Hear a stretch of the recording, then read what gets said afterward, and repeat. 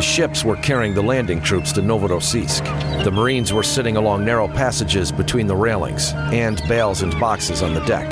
It was the beginning of 1943. After the Stalingrad battle, which became the turning point of the war, the Red Army started an offensive trying to reach the Azov Sea. It was the beginning of 1943. There was an impending threat of strategic encirclement for the German troops in the whole Caucasus region, and soon the Black Sea Fleet and the infantry launched an offensive. It was the Marines who were destined to become one of the main actors in the forthcoming battles, to liberate Novorossiysk, and after that, Crimea. The Marines were coming to liberate the cities of the Black Sea.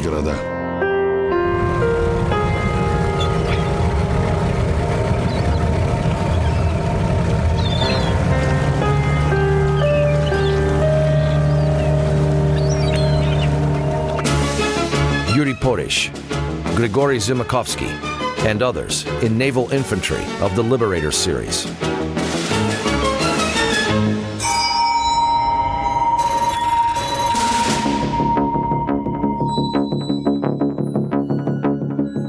By the beginning of the Second World War in the Soviet Union, there was no naval infantry as a separate branch of troops. However, the Winter War against Finland proved the necessity of such troops. In 1940, the first separate Marine brigade was formed in the Baltic Fleet. Command of the brigade was commissioned to the officers, graduates of a general service school who had received additional training in the fleet. Before the beginning of the war, this brigade remained one of a kind. The newly formed troops had neither clear organizational structure nor training program. Moreover, the mobilization plan of 1941 did not involve deployment of the naval infantry forces.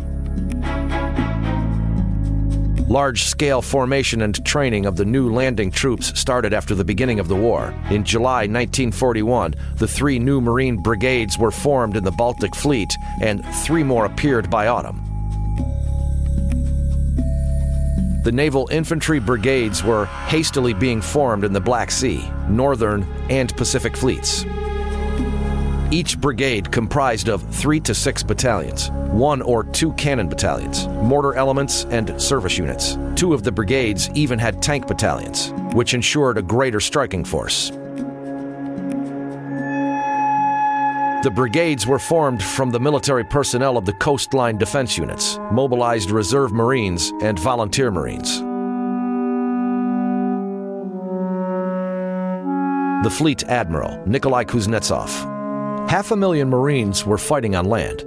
Naturally, this number would have been impossible if there had not been soldiers from the ships. All the generations of Soviet Marines, from ship boys to senior people, were seeing active service. After a short-term general service training, the Marines were sent to the front.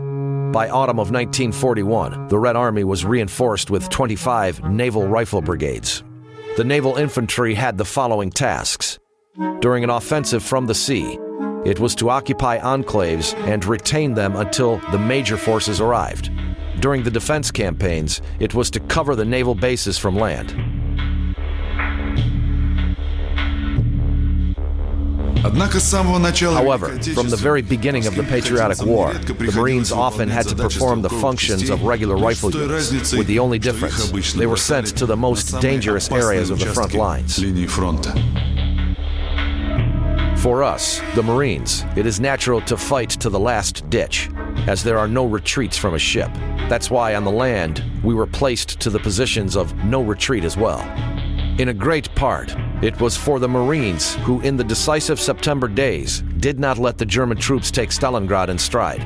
Great hardships were suffered by the soldiers of the 4th Separate Naval Infantry Brigade. At the night of September 20th, the battalion, together with 2 rifle regiments, forced a 600-meter water barrier under hostile fire. The soldiers on the left riverbank seized control over the bridgehead, which they named Nevsky Piatachak.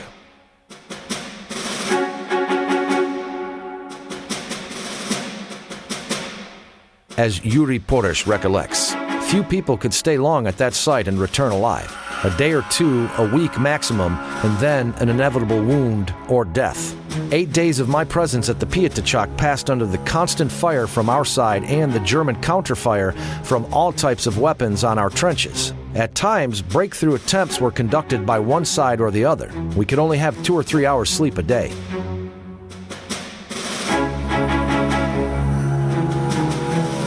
The Nevsky Piatachak was no more than 1.5 square kilometers.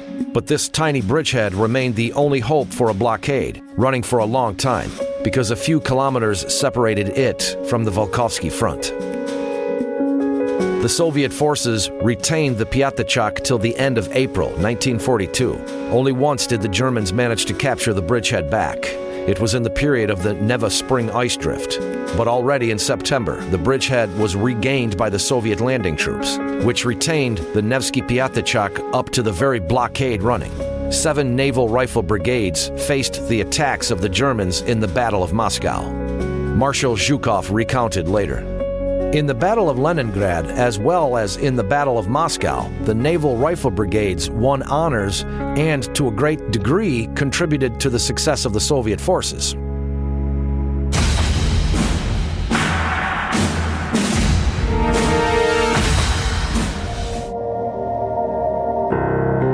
The heroic defense of Sevastopol became a true triumph, and at the same time a great tragedy for the Black Sea Marines. On October 30th, 1941, when there were no overland combat units remaining, the city was defended mainly by the naval infantry forces, with the fire support provided by the coastal batteries and naval guns. The Marines retained the city until the arrival of the troops of the Soviet Coastal Army and other reinforcements. In the course of the 3 November weeks, the enemy made several attempts to capture Sevastopol, but all the attacks were defeated. By that time, the whole of the Crimea territory was under control of the Hitler Army. Thus, Sevastopol became a besieged fortress. The reinforcements, ammunition, and food supplies could only be delivered by sea or by air. The unsuccessful siege of Sevastopol by the German army under the command of General Manstein lasted for 250 days. On June 2, 1942, the German forces started heavy artillery bombardment and then passed over to the attack of Sevastopol. Only on the 10th day of the attack, the German troops managed to seize major portions of the defense ring. Since then, the delivery of reinforcements and ammunition to Sevastopol became impossible.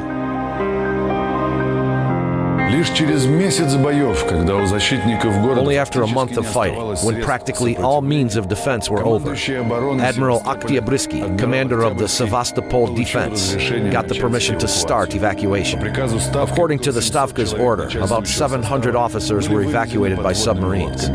Some 1,000 soldiers were left by the light fighting ships of the Black Sea Fleet. The last defenders of Sevastopol, having no possibility to leave the city, continued the fight for 2 more days. According to different estimates, about 40,000 Soviet soldiers were taken prisoners. The unprecedented defense of Sevastopol significantly affected the further course of the war. The 11th German Army and 80 heavy and super heavy batteries stayed near Sevastopol for the first half of 1942. Although, according to the plan, they were to participate in the decisive attack on Leningrad.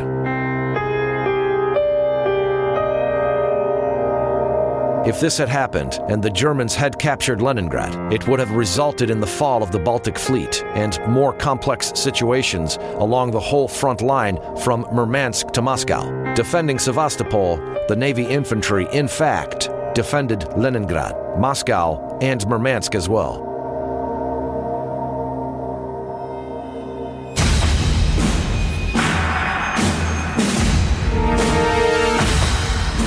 In the course of the war, the naval infantry was turning into a self-sustained branch of troops, with most of the soldiers having the training of the Red Army Marines.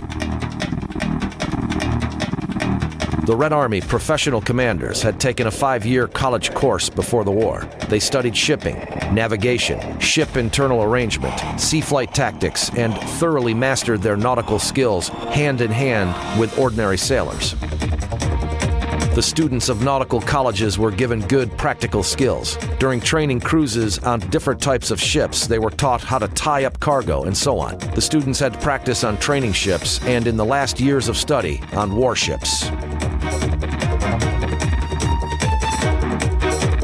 The practical trainings ensured good physical shape and strong will. as Nikolai Amelko recounts. One day, 2 14-paddle longboats were brought, and we heard the order. Students on boats. We made about 15 kilometers. We had tired arms, water blisters on our hands, and we did not give up. When we reached the shore, we rested a little and went back. We returned at dusk and could feel neither our hands nor feet, but there were no complaints or whining. Quite the opposite, we were proud.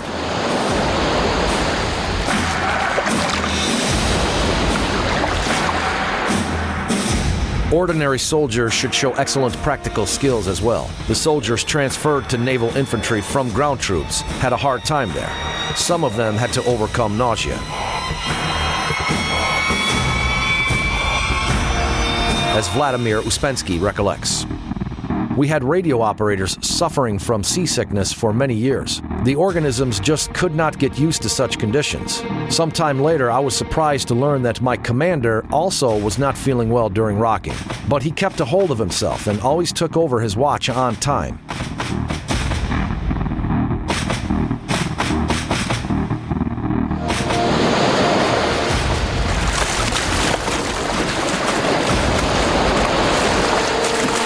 Such practical skills as special amphibious training, landing on the territories occupied by enemy, and others the Marines received already in combat units. The training included familiarizing with amphibious landing crafts, mastering of the techniques for landing and putting ashore of soldiers and equipment onto the landing sea crafts and ground transport. Caesar Kunikov, commander of the intelligence service of the Naval Infantry, chose the location with steep beaches and rocky shores for mock landings. His soldiers practiced in rock climbing, grenade throwing from different positions, and sound shooting. The soldiers were taught how to make trenches fast, walk on the pebble blindfold, assemble and disassemble any weapon, including the captured one, with the eyes bandaged. The soldiers learned to throw knives. The Marines got the skills on mine laying and mine sweeping. They could render first aid.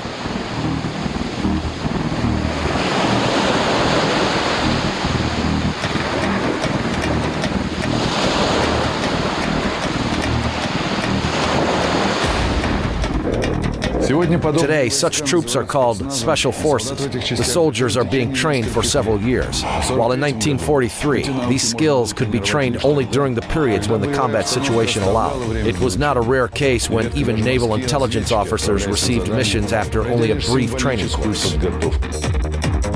Viktor Leonov, twice hero of the Soviet Union, recollects. After breakfast, the sergeant leads us to the mountains and shows us how to crawl and cam up among stones, throw grenades and bayonet. In 2 days, he tells, "Guys, you are good. Of course, you should be taught more and more, but we have no time. At night, we are marching out." The Marines always remained seamen. Even in rifle units, they never took off their striped vests and caps, thus emphasizing their Special Marine status.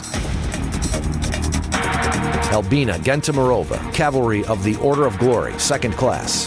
When performing developing attacks, all of them put on their caps, took ribbons in mouths so that the caps did not fall. Everybody had their straps and striped vests on so that it was seen that these were the Marines coming. The Germans were afraid of the Marines, really afraid. Because of the black pea jackets which the Marine raiders wore in battles, the enemy called them the Black Devils or the Black Death.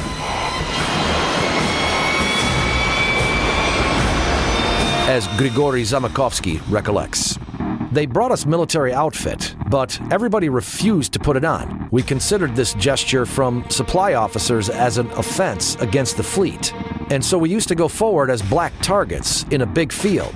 Thus, we got our name, the Black Death. During the defense of Odessa, the Marines were among those fighting to the last ditch. These were the Black Sea Marines.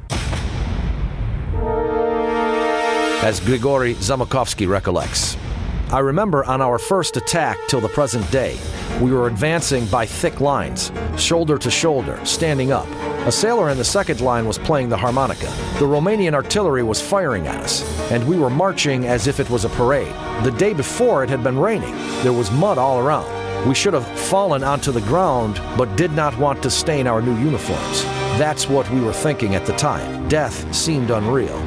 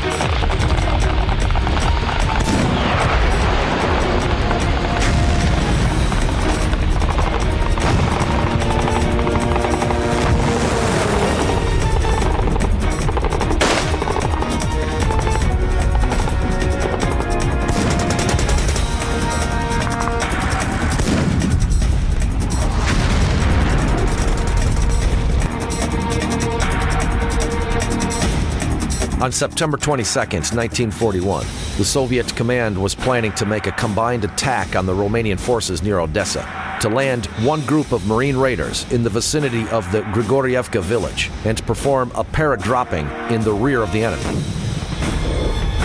There were no airborne forces near Odessa, and the commanders had to employ the soldiers with minimum experience in parachute jumping. But everybody had ready to volunteer, even the Marines who had never seen either a parachute or an aircraft before.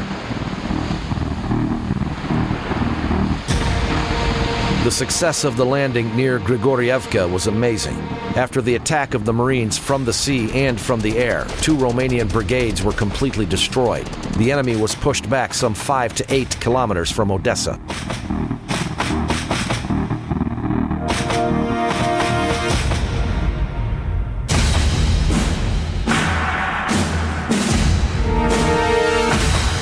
The main weapon of the Marine raiders was machine gun, but the range accuracy of the PPSH guns, Spagan submachine gun, was no more than 200 meters. That's why, besides machine guns, the Marines used SVT-40, Tokarev self-loading rifles. This semi-automatic rifle had the accuracy range of 1.5 kilometers. The first deliveries of SVT-38 rifles were directed to the Red Army forces fighting in the Winter War of 1939 and 1940 against Finland. During combat, such drawbacks of the rifles were big size and weight, sensitivity to contamination and low temperatures became apparent. As Boris Vasiliev recollects, SVT was sensitive to sand, water, everything. If you put it on the sand, then you had to disassemble it and clean. Otherwise, after the first shot, the ammunition feed would stop. It was a very unreliable rifle. The emotions of the Marines, exhausted from daily marches for many kilometers on the issue of these rifles, were far from positive. Weapons designers improved the rifle, and soon it turned into one of the best of its kind. No worse than the American M1 Garand rifle. The Russian rifle was even better, as it was easier to load and had a larger magazine capacity. Moreover, SVT-40 excelled the early German self-loading rifles of the G41 series. The negative attitude to the SVT was rooted in insufficient general training of the greater part of the Red Army common soldier. The SVT required more thorough attention and delicate handling than a usual rifle. It was difficult to teach the wartime recruitees to handle the rifle in a short period. That's why the rifle was effectively used only in the units with more technically competent and prepared personnel. Elite military forces, such as the Naval Infantry, used the SVT rather successfully until the end of the war. It was valued for a greater firepower if compared with the Mosin rifle and for high rate of fire. Lev Pushkaryov, the Marine soldier, recounts, "It was calculated. After the combat on the site where I defended my position, there were 11 dead bodies. That had been the performance of my SVT." Both the Finns and the Germans set high value on the captured SVT. The Germans even adopted it as a weapon of limited application and handed it to their soldiers. Joseph Ohlerberger, one of the best German snipers, wrote, "The SVT-40 was a reliable weapon. It considerably intensified the fire rate of an experienced sniper." In general, the SVT-40 was one of the best self-loading rifles of the time, for no reason underestimated by the Red Army. The total number of the produced SVT-40 amounted to 500,000, including about 50,000 pieces of the sniper version. The Naval Infantry paid big attention to the cold steel and the ability to use it in combat. Major Kunikov, for example, required that his soldiers could manage knives and daggers no worse than firearms. Vice Admiral Georgy Kolostyakov. Besides a machine gun and grenades, every raider should have had cold steel. It turned out to be not as easy a task to provide it to some 300 soldiers. It was not one of the government-issued weapons. We had to organize the dragger manufacturer. In the forge of the Golenjik machine and tractor stations, the daggers were made from old car springs and then sharpened on hand grinders. Cold steel was used not only in hand-to-hand fights, but for hitting of an enemy from the distance as well. The raiders were taught to throw the daggers at targets. I saw how well Kunikov himself could do that.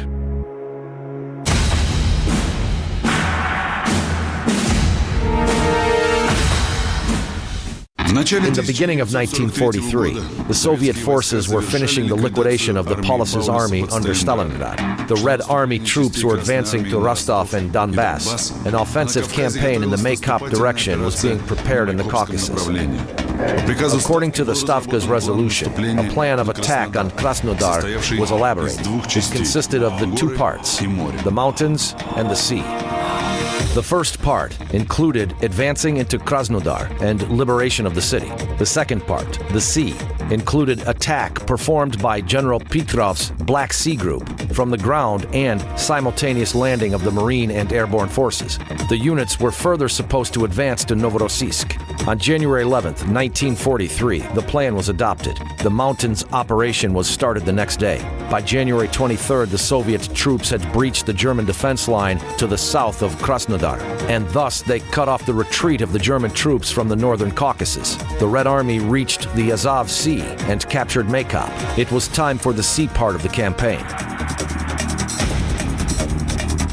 The plan provided for the landing of the main troops in the vicinity of Yuzhnaya Ozerika and the demonstration troops near the Cape Mishkako. The mission of the second group was to disorient the enemy, make it look like a broad front operation. The main group, under the command of Colonel Gordeev, consisted of 2 naval infantry brigades, a rifle brigade, a separate front air service regiment, a machine gun battalion, a tank battalion, and an anti-tank artillery regiment. The secondary group, under the command of Major Caesar Kunikov, was made up of only 275 Marines with no heavy armament.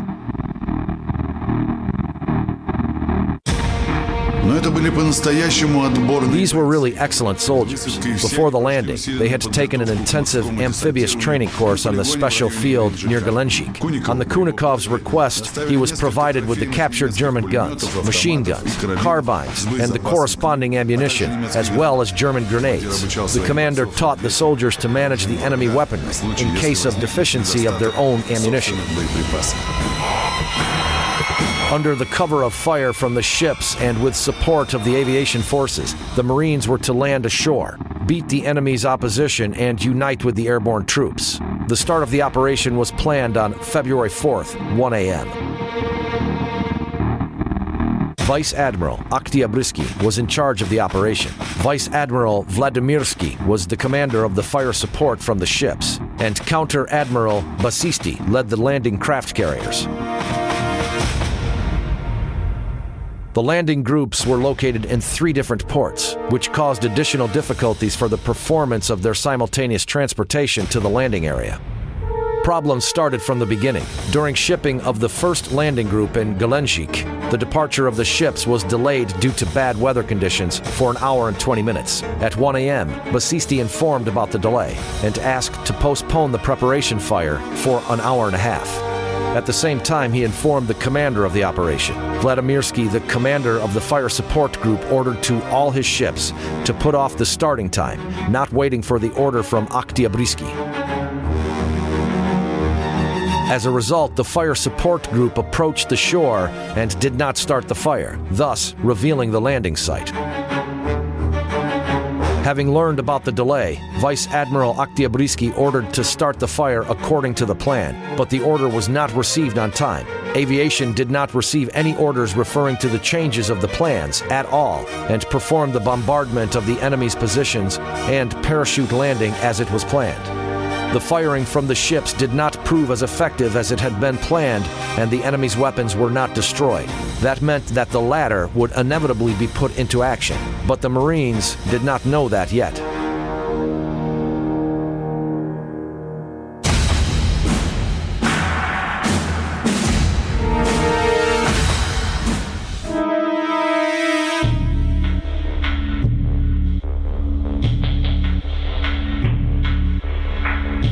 The important forces of the Black Sea Fleet participated in the operation. Among them were the Red Crimea and the Red Caucasus cruisers, the Kharkov flotilla leader, destroyers and gunboats. The landing of the first assault forces was to be provided mainly by MO-4 warfare crafts. 30 light American Land-Lease tanks of the M3 Stuart series, meant to reinforce the first landing group in the vicinity of Yuzhnaya Ozerika, were carried by 3 Bolander-powered barges. Each of them transported 10 tanks and 2 trucks. The barges were hauled to the landing sites by minesweepers and then the Alupka. Yalta and Gelendzhik tugboats were to tow the Bolanders to the shore. At the night of the landing, a strong wind was blowing from the sea.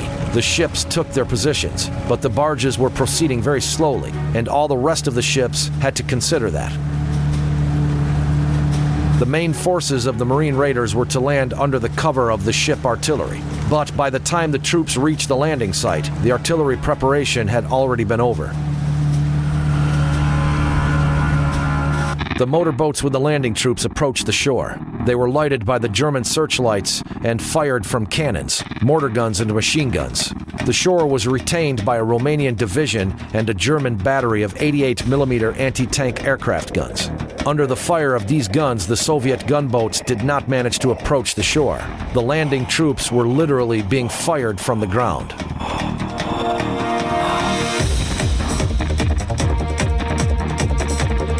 The fascist forces were protected from the fire of our cruisers by the mountain slopes. We jumped into the ice-cold water of the Black Sea, some of us from gangway, others overboard. The tall soldiers were in the water up to the chest, and shorter ones were practically underwater. The seamen hurried to carry the ships away from the field of fire and nearly pushed the soldiers and landing officers from the ships. Having lost all the barges and 20 tanks, the seamen managed to push ashore some 10 combat-capable Stuart tanks. 1,500 Marines that made only a part of the first landing echelon also landed. As Fyodor Monasterisky recollects, upon landing, the soldiers got under heavy fire. The searchlights were throwing lights on the figures of the soldiers running among the explosions into the depth of the shore.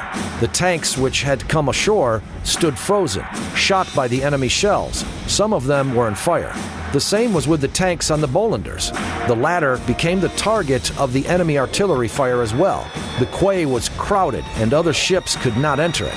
The enemy cannons and machine guns were positioned on the southern mountain slopes, rising right over the seashore. Kunikov reported to the command by a radio message in plane. The regiment has successfully landed. We are advancing forward. In this situation, the command resolved not to continue the operation and recalled the ships with the main landing forces. In spite of that, the group of Marines which had landed ashore managed to reach the enemy's flank and the rear. The commander of the German air defense battery lost the nerve and ordered to explode the weapons and retreat. This demoralized the Romanian soldiers. Many of them started to run away. The others yielded themselves prisoners to the Marines. The Black Devils won the landing combat, but the ships with the main forces were already on the way back to the ports.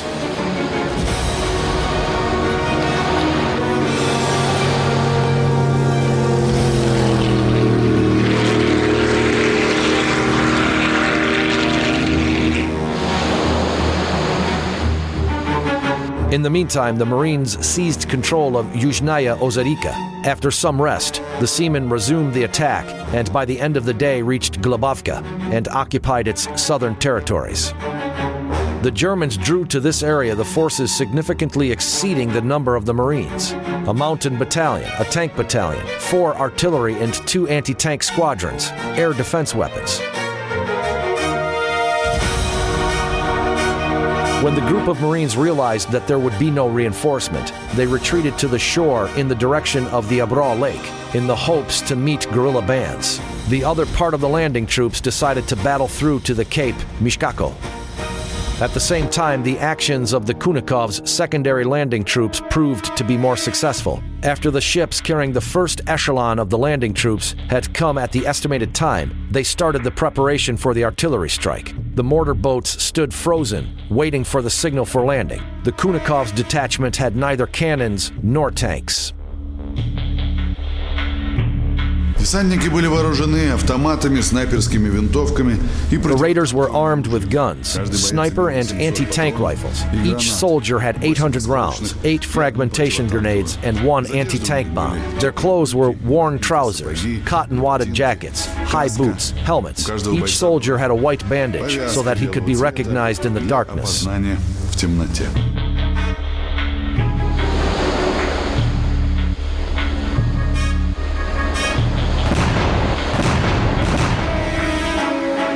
The first artillery shot from the head ship sounded, and right after that, dozens of naval guns opened fire on the shore. A purple-yellow glow rose above the sea. The motorboats carrying the landing troops set off to the shore. Under the machine gun fire, the soldiers of the Red Fleet were jumping into the ice-cold water and rushing to the shore. Hand-to-hand fighting started in many places along the coastline. Already, in 10 minutes, the first line of the enemy's defense was breached. In an hour, the landing was finished. The Hitler forces retreated and took the position behind the railway embankment, maintaining resistance. Kunikov sent the following radio message to the command in plane. The regiment has landed successfully, advancing forward, waiting for reinforcement.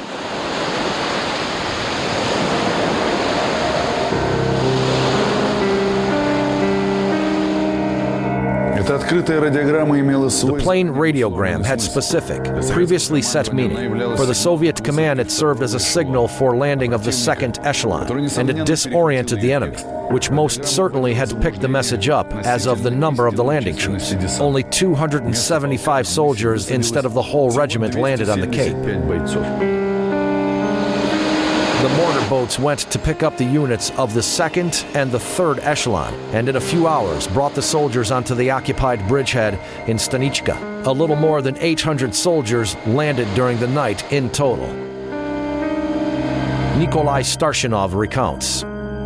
Kunikov ordered to collect all the captured weapons and established a unit which immediately got an informal name of the Separate Amphibious Captured Munition Division. When the Germans realized that the landing forces were not really great, they started responding with the blows on the defense line occupied by the Soviet soldiers. At this point, the Captured Munition Division showed itself. Its weapons stroked the enemy tanks and mobile guns, swept the attacking Hitler soldiers by fire. The Marines retained the bridgehead, and the command decided to consider it as a base. This bridgehead on the Mishkako Cape was destined to become history under the name Malaya Zemlya. Reinforcement was sent to the Malaya Zemlya, and the landing troops decided to take Novorossiysk by storm. However, the 47th Soviet Army, which was supposed to conduct an attack along the eastern coast of the Simis Bay, was stopped by the German troops. And by March 1943, Novorossiysk was not liberated. The battles for Malaya Zemlya continued for 2 months.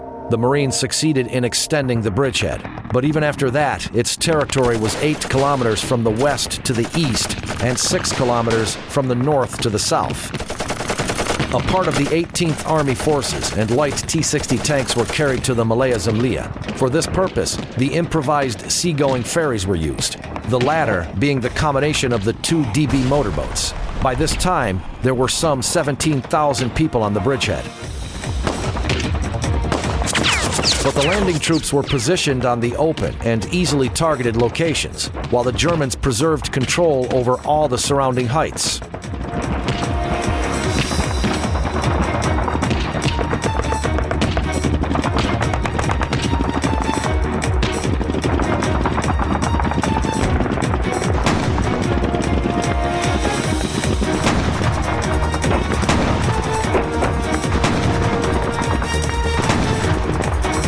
In order to cut down the losses resulting from constant firing, the soldiers had to conduct enormous pioneering works. The whole of the occupied territory was trenched, including the rocky plots. There were 230 concealed observation points, more than 500 firing positions, and underground storages. The command office was positioned in a rocky shelter at a 6-meter depth. The wounded soldiers were evacuated to the rear by the motorboats at night. The dead bodies were simply put aside. It was impossible to dig graves in the rocky ground.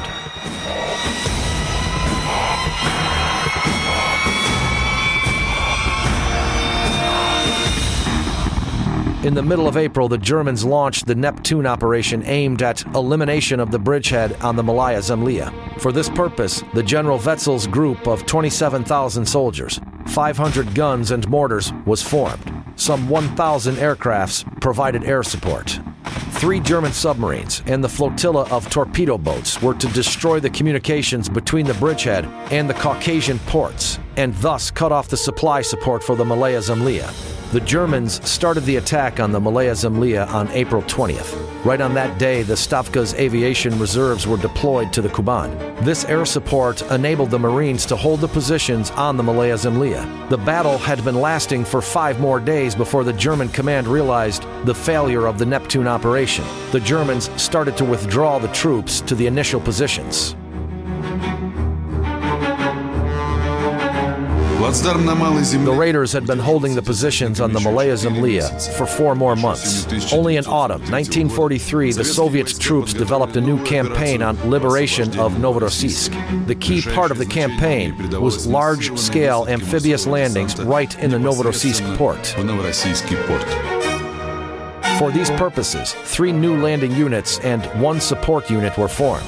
The latter included 4 groups. A breakthrough group commissioned with elimination of firing posts on the quay piers, a group of the coastal attack, a group of the attack on the port, and the group covering the operation from the sea.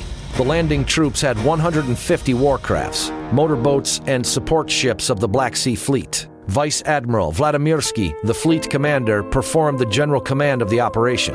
Counter-Admiral Kolesniakov was in charge of the landing. On the night of September 10th, the raiders boarded the ships in Gelendzhik. A few hours later, when the ships reached the orienting line, the preparation fire started. The Soviet aviation forces reinforced the fire. The landing craft carriers set off for the assault objectives. 9 torpedo boats of the breakthrough group attacked the German firing posts on the quay piers, blew up the barriers, and gave the signal that the port was open. At the same time, another 13 torpedo boats attacked enemy objectives on the shore. Some minutes later, the 3rd group of torpedo boats rushed into the port. They launched torpedoes to the quay and the landing sites. Within a few minutes later, the boats carrying raiders entered into the port. About 4,000 people landed ashore. The quick success of the operation was hampered by the fact that the forces attacking from the Malaya Zemlya direction and those advancing along the eastern coast of the Tsimis Bay did not manage to occupy large territories during the first day of the battle. As a result, the naval infantry units fighting in the ports and the units fighting in the vicinity thereof were isolated from one another and had to act being encircled. The next day, the second echelon of the amphibious troops landed in the Novorossiysk. Then the main forces of the 55th Guards Rifle Division and the 5th Guards Tank Division were put into the fight. Novorossiysk was liberated on September 16th.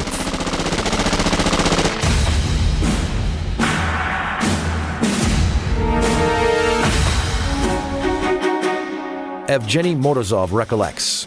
In Poland, the 3 of us captured 25 Germans and an officer's map case with secret documents. We sent the documents to the headquarters, then received a radio message. To award a commendation to the intelligence officers, the deputy chief for political affairs told our commander, "The soldiers have done a good job," then put them forward for the Order of Glory. The Order of Glory was established in November 1943. It was awarded for personal bravery in the face of the enemy to the soldiers in the rank no higher than junior lieutenant. The Order of Glory has 3 degrees, 1, 2, and 3. The first is the supreme degree. A person initially received the 3rd degree and then subsequently was promoted to the 2nd degree and finally the 1st degree. The cavalries of the 3 degrees attained the next rank. Full cavalries of the Order of Glory had the benefits equal to those of heroes of the Soviet Union. 4 full cavalries of the Order of Glory were granted the title of Hero of the Soviet Union. Among them, Senior Artillery Sergeant Alyoshin, Junior Lieutenant of the Air Force Drachenko, Sergeant Major of the Guards Dubinda, Senior Artillery Sergeant Kuznetsov. 4 women attained the full cavalry status.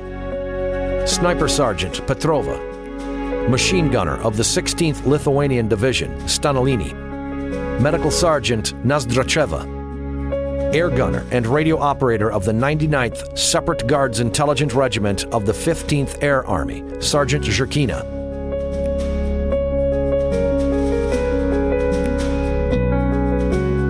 2,620 were awarded with the Order of Glory, First Class. 46,473 with the Order of Glory, Second Class. And 997,815 with the Order of Glory, Third Class.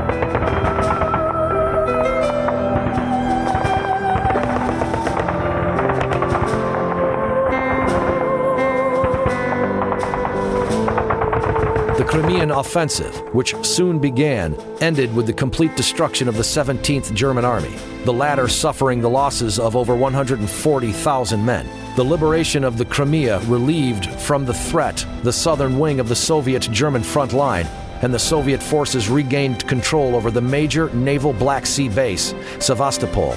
Odessa was liberated. The Marines paid back for the bitter defeats of the first war years and decisively proved their importance both at sea and on land. A year still remained till the end of the war. The Naval Infantry and the whole Red Army continued the liberation of the motherland.